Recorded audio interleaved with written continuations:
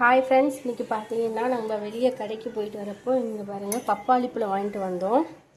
இப்போ அந்த பப்பாளி பழத்தை வந்து நம்ம என்ன பண்ணுறோன்னா நல்லா வாஷ் பண்ணிவிட்டு இந்த மாதிரி ஒரு பாத்திரத்தில் போட்டாச்சு.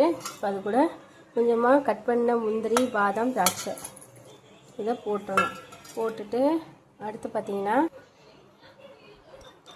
அடுத்து பாருங்கள் தேன், கொஞ்சமாக தேன் ஊற்றி இதை வந்து நல்லா மிக்ஸ் பண்ணிடணும்.